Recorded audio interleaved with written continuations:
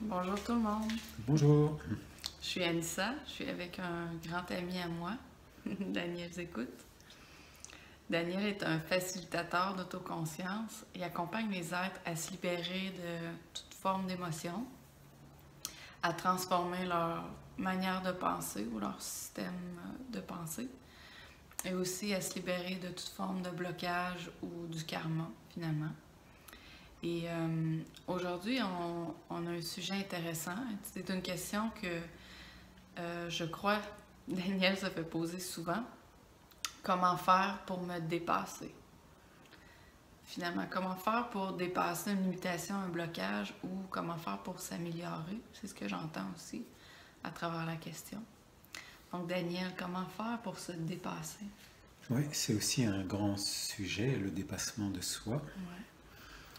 Eh bien, se dépasser, c'est déjà prendre conscience qu'il y a des choses à l'intérieur de nous-mêmes qui nous gênent. Ouais. Qui nous gênent et qui ont besoin justement d'être comprises. Le dépassement de soi passe par la compréhension de qui on est vraiment dans son cœur.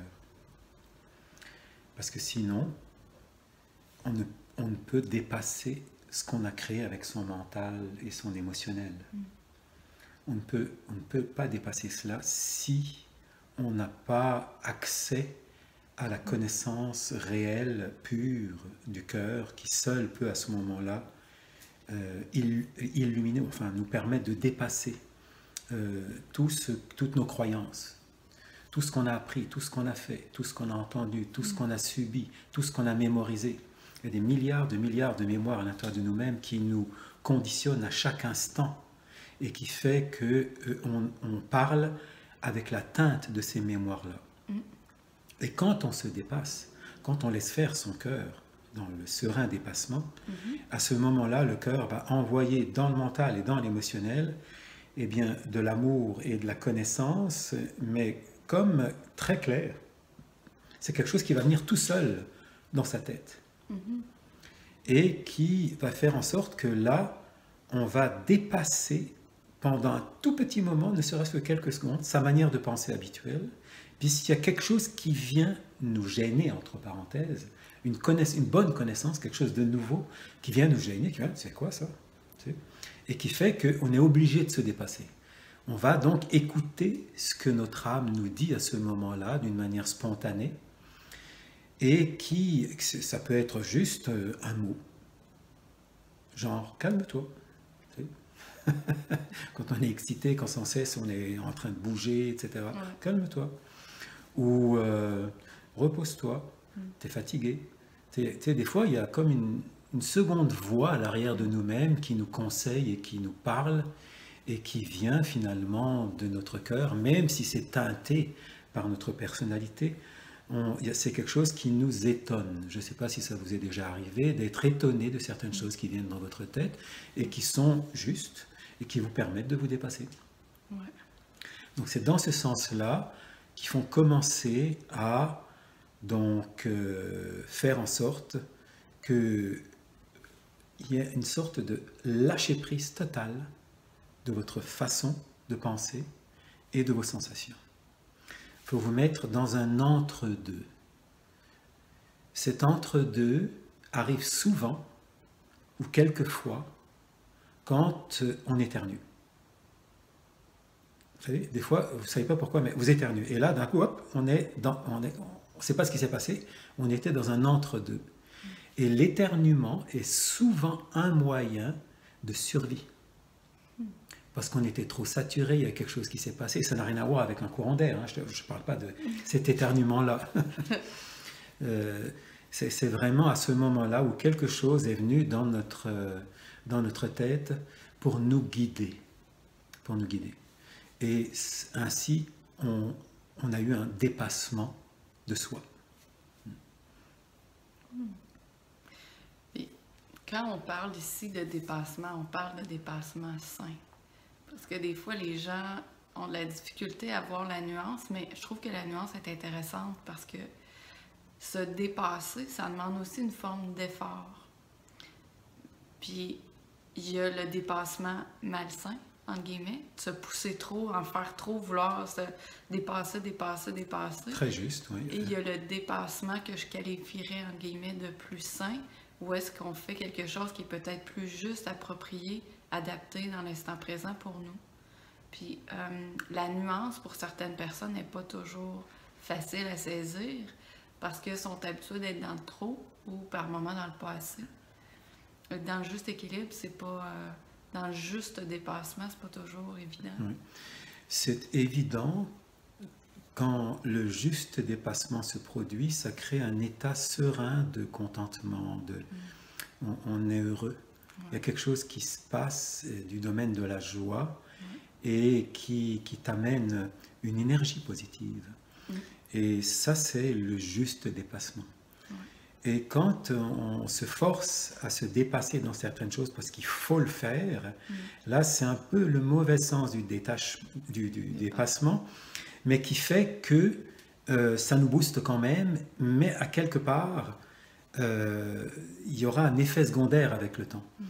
Et ça se passe souvent dans le travail. Des fois, dans le travail, on a un contrat, on doit faire des choses, et puis on nous en donne trop. Combien de patrons comme ça dans certains organisations, eh bien, pressent le citron un petit peu, et combien de dépressions il se passe à ce niveau-là, combien de personnes tombent malades, et ainsi de suite.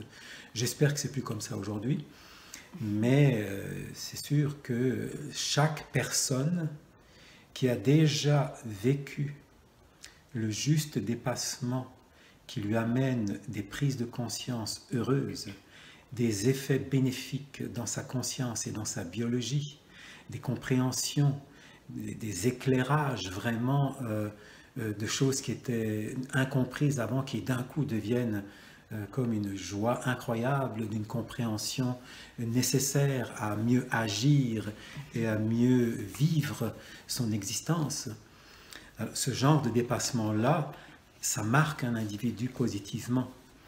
Et quand on a l'habitude de ce genre de dépassement-là, on ne peut plus en avoir d'autres. Et si on en a, ça ne va pas durer longtemps, parce qu'on va les régler assez rapidement.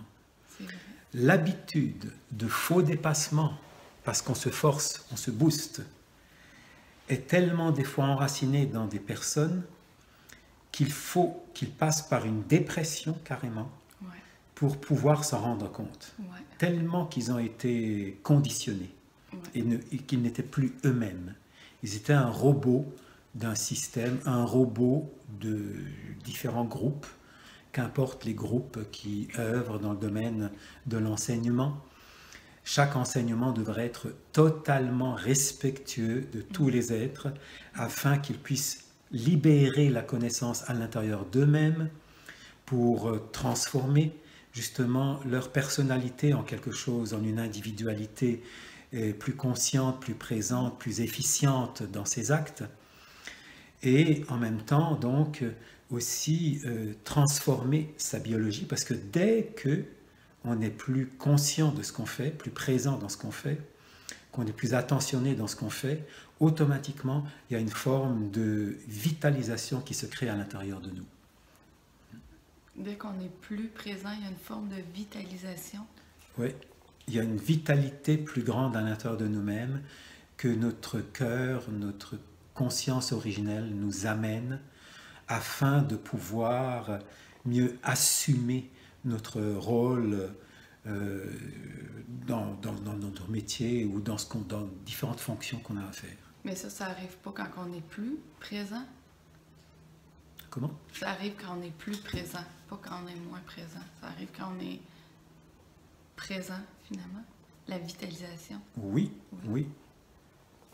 Mais c'est ça qui fait qu'on se dépasse. C'est ça qui fait qu'on se dépasse à chaque fois. Oui. Puisqu'on en est au dépassement. La présence dans ce qu'on fait produit le dépassement des lourdeurs du passé pour les illuminer par la connaissance de l'âme, par l'amour aussi, illuminer l'émotionnel. Et c'est ça qui fait que, sans qu'on s'en rende compte, c'est simplement parce que tu es présent dans ce que tu fais et que tu es heureux de ce que tu fais, que tu es conscient de ce que tu fais, que ce que tu fais correspond à un vrai besoin pour toi et pour les autres. Là, oui, Là, on se dépasse et on aide les autres à se dépasser. Et c'est dans ces moments-là où même si on est un petit peu fatigué, où on a différentes petites choses qui c'est peut-être pas parfait cette journée-là, mais sachant qu'on fait quelque chose de bien, d'utile et d'efficace et qu'on n'est pas dans le dépassement trop négatif ou dans forcer quelque chose, ça nous régénère, j'imagine aussi. Oui. D'ailleurs, tu dois le sentir à chaque fois que ça se passe. Tous les êtres le sentent. Il y a comme, c'est ça, on est comme, je dirais pas boosté, mais régénéré naturellement avec une énergie plus puissante, avec une présence qui est plus présente, c'est le cas de dire, avec une énergie qui est plus vitalisante. C'est comme un processus de régénération finalement qui se fait à ce moment-là, dans ce serein dépassement naturel, ce naturel dépassement, une sorte de régénération de la conscience, de la biologie, un éveil plus grand aussi, et ainsi de suite. Tout s'améliore. Versus faire un dépassement où est-ce qu'on se force, là on est encore plus fatigué, on se sent encore moins bien. Donc la nuance est vraiment dans le senti physique et psychologique et mental aussi. Oui, et dans la lenteur. Prendre le temps, c'est gagner un espace-temps précieux. Sachant que l'espace est le corps de la matière, donc de ton propre corps, et que le temps est le corps de la conscience. L'omniconscience, c'est quand tu es libre dans ton cœur et que tu es dans la pleine connaissance, qui vient à ce moment-là illuminer, balancer le savoir humain limité, qui va faire en sorte que tu auras un code de communication plus efficient, plus en harmonie avec tous les secteurs d'activité autour de toi dans lesquels tu peux œuvrer. Tu as une créativité aussi qui se libère. Tu peux faire de l'ancien du nouveau sans stagner dans certaines choses, et ainsi de suite. C'est ça aussi le dépassement. Et comment faire pour se dépasser? C'est ça, prendre le temps de repos, se ralentir, laisser faire plus grand que soi en soi, en pleine confiance en son cœur. N'attendez rien. Il ne faut pas attendre quelque chose que votre cœur vous parle. Il ne vous parlera pas avec une parole que vous entendez. C'est quelque chose de spontané qui va venir naturellement.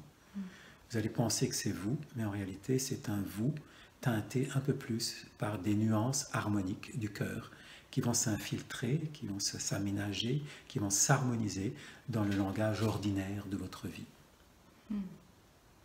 Donc, ne pas penser que c'est nécessairement une forme de canalisation, c'est soi-même finalement. Oui, c'est ça, c'est une sorte de libération de la connaissance, de l'amour, de la lumière qui sort comme ça spontanément dans des paroles simples mais adaptées au monde et surtout des paroles qui servent à aimer et servir son prochain et soi-même.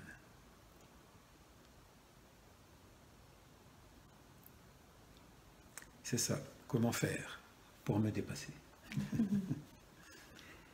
On avait fait le tour. Ben oui.